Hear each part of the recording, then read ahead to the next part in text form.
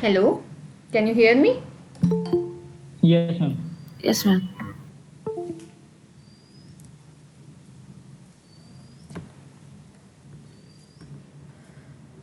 Okay, so last time we discussed what would be regressors, what would be response. I hope you had enough time to go through even the recorded lectures. Okay, so we discussed which variables are predictors, which variables are response, and how it is crucial to decide in advance whether a particular variable is just a modified form of the response. Otherwise all our analysis is going to be useless. Okay, another important thing in statistical learning is deciding whether we are interested in prediction or we are interested in inference. Okay, so sometimes our interest is in prediction, whereas some other times it is in inference. So what is the difference between prediction and inference? We know in general also, when we talk about statistics, there are two aspects to statistics. First is a descriptive aspect. So in descriptive aspect, what we have is we just record, say, mean, variance, we draw a graph. So all that is kind of what you do in census. So you just record the data, present the data in an interesting way so that you get some inputs. Whereas another aspect is inference or prediction type of aspect, where you are interested not just in presenting whatever data you have or collecting the data that you have, but you are interested in generalizing your results so that they are applicable to a bigger set. So that is what we do in sampling. So let me repeat what I said. In census type of analysis, means where you are doing 100% sampling, where you are collecting data on entire population, your interest is in just recording the values, presenting them in an interesting way, and trying to get some insights from those values. Okay, whereas when we are talking about sampling, we are interested in generalizing our results from sample to population, which comes under inference. So these are two major pillars of our usual statistics. Now in statistical learning, there are two types of learnings that the model can do, or one is prediction and another is inference. So what is the difference between them? Prediction, as the name says, is involved about predicting some unknown values or forecasting some future values. So what do I mean by that? So suppose I build a model where weight is used as a regressor and height is used as a response. Then why am I building the model? So I am interested, ideally it would be reverse. Height is used as a regressor and weight is used as a response. So I am probably interested in a situation where I know a person's height and I would like to predict his or her weight. So my main aim is to get the value of the weight for a given value of height. If that is my only aim, sometimes I may not even care about what the equation is. Okay, or whether the relationship between height and weight, is it positive or negative, means are they positively correlated or negative correlated. I It may happen that I may not even be interested in it. I just know some model which would take height as input and would return weight as output. I don't care what that model does inside. Okay, so that would be known as prediction problem. I'm sorry. Yeah, that would be known as prediction problem. Whereas in inference problem, we are actually trying to explore the relationships between variables. So our interest is not merely telling some values or getting some output for the given inputs. Our interest is in checking how the input variables are related to each other, or how the input variable is related to the output variable, whether the relationship is positive or negative. So where would we need an inference type of analysis? If we are trying to somehow control our response. Okay, in that case, we would need inference type of analysis. So what do I mean by controlling the response? So for example, if you have a production unit and you are recording, say, number of defects, and your inputs are say temperature of the day, humidity at that time, and which particular machine are you using. Suppose you have multiple machines of the same category, then which machine you are using, which operator is working on that machine. These are suppose your regressors, okay, or the predictor variables. Then in such a situation you are interested in finding out which combination of these factors, means temperature, humidity, etc., etc., is going to lead to the least number of errors. Okay, so here you are interested in finding out relationships between the regressors variables, similarly relationships between the response and the regressor variable. Okay, so that would come under inference.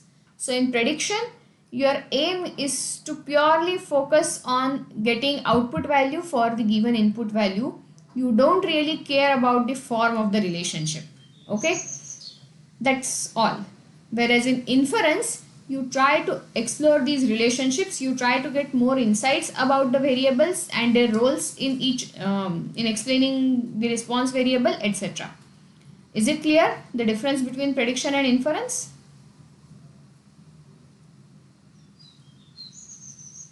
Yes, ma'am. Okay. Yes, ma'am. Okay. Now the next thing is, so first, as I said, the first thing we need to decide in while solving any statistical learning problem is whether we are interested in prediction or inference. The next is choice of model.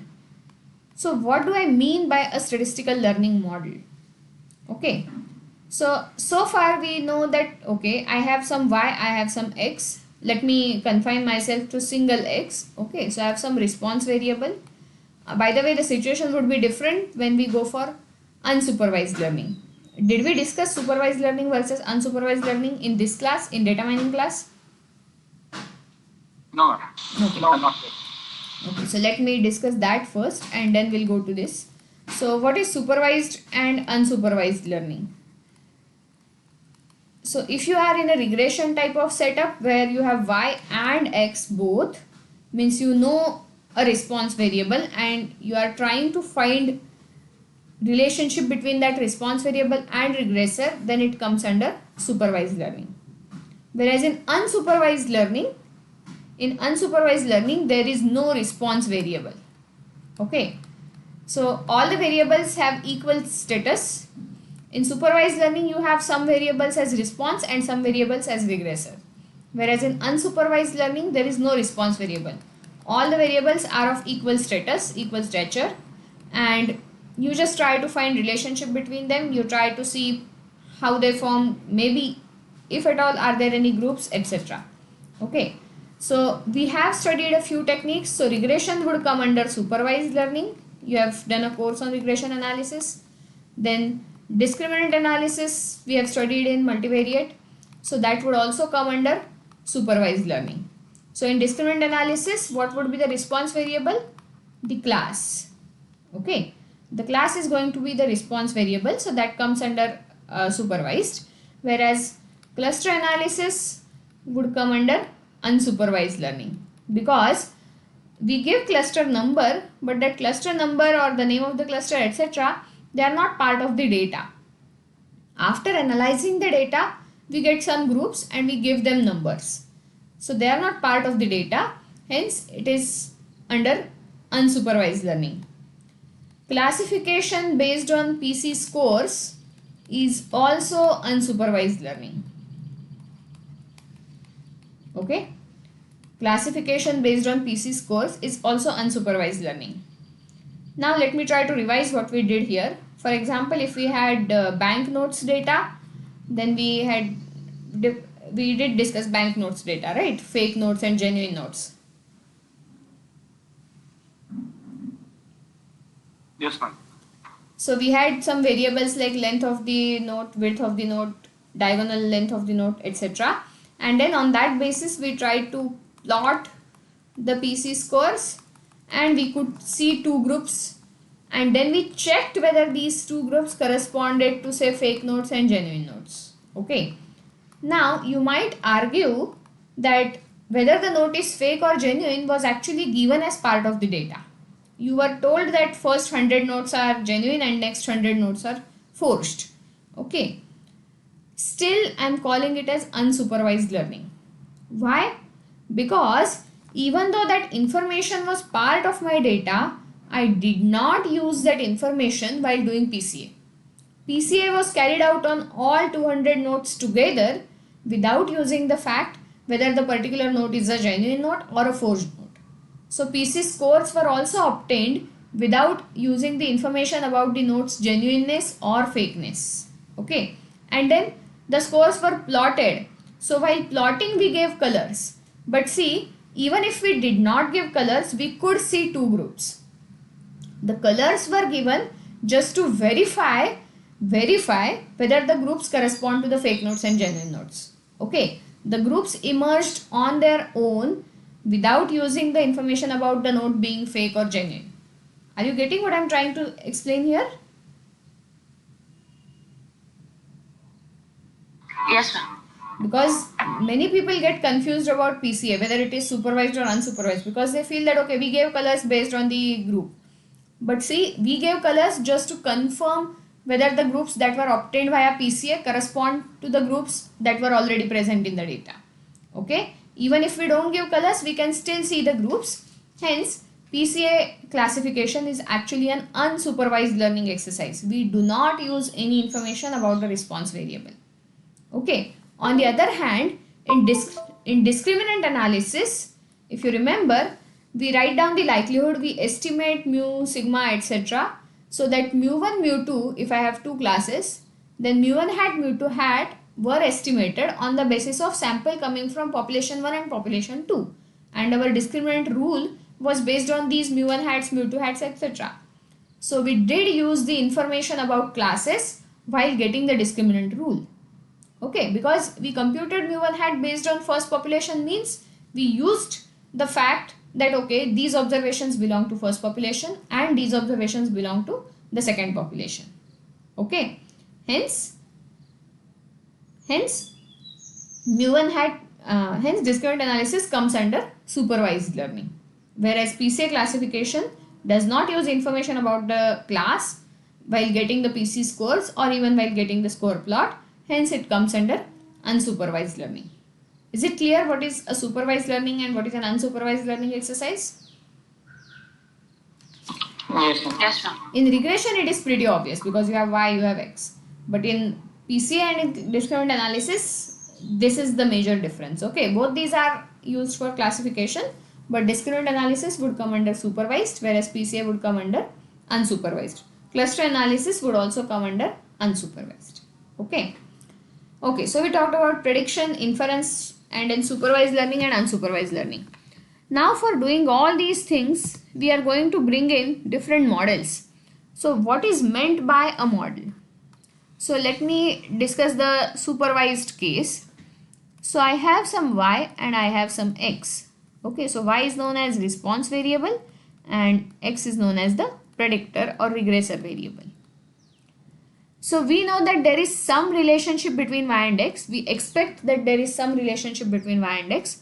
Otherwise, of course, we would not be using x to predict y. So that relationship I can denote as y is equal to fx.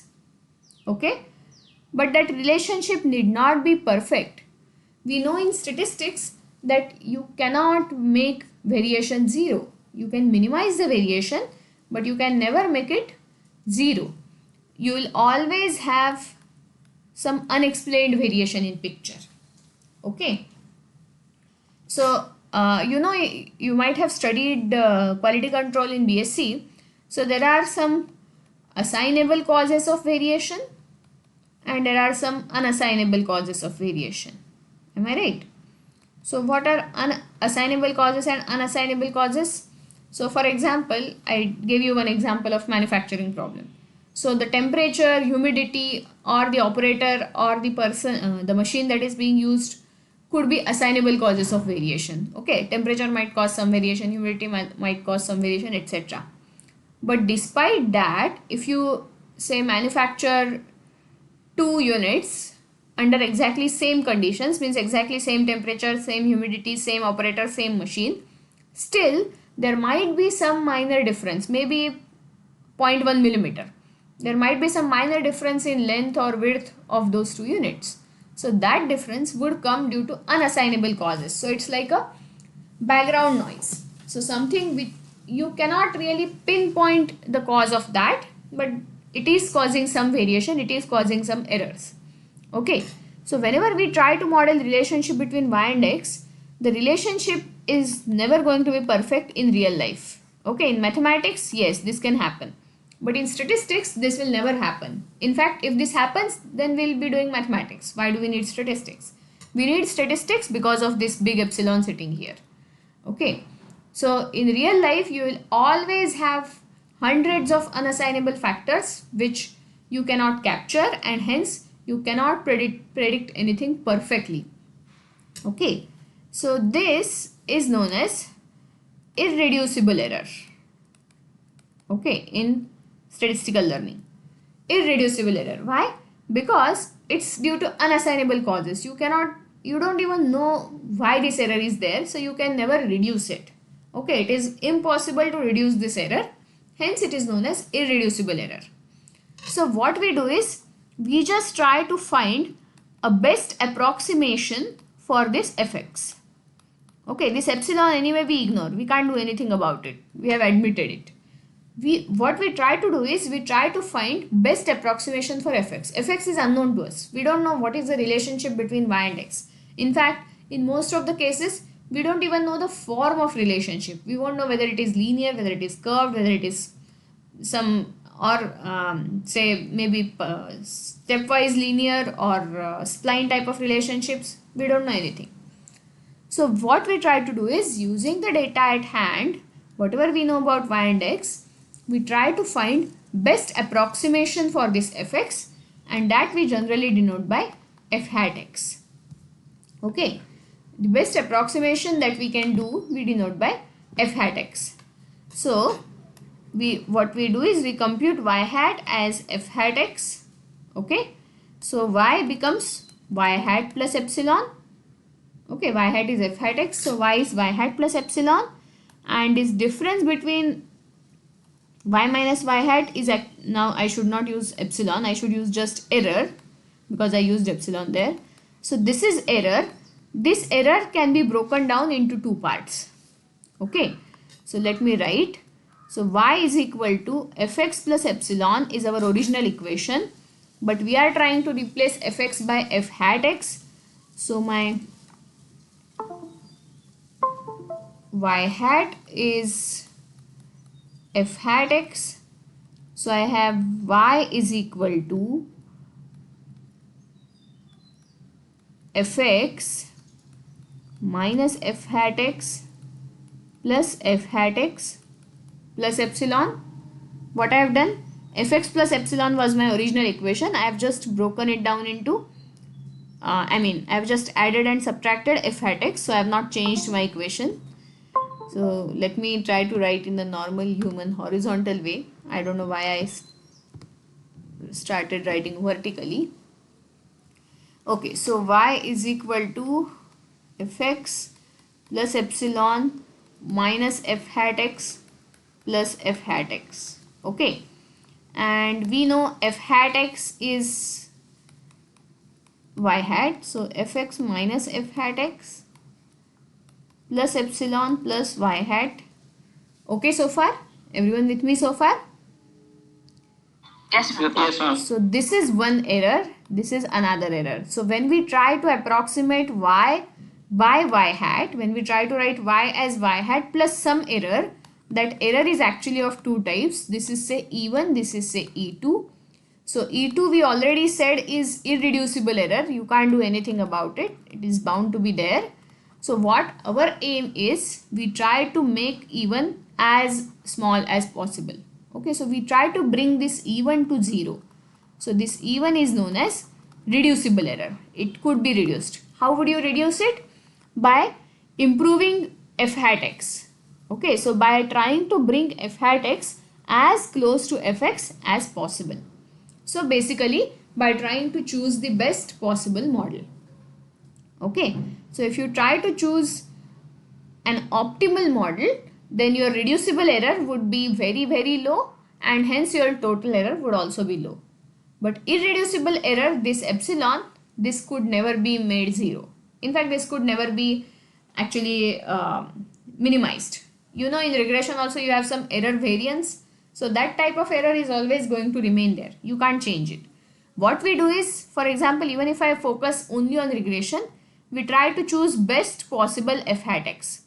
So that you do via either subset selection, okay, so the model which gives best possible prediction, or by changing the form of the regressor, so going from say linear regression to say non-linear regression, etc.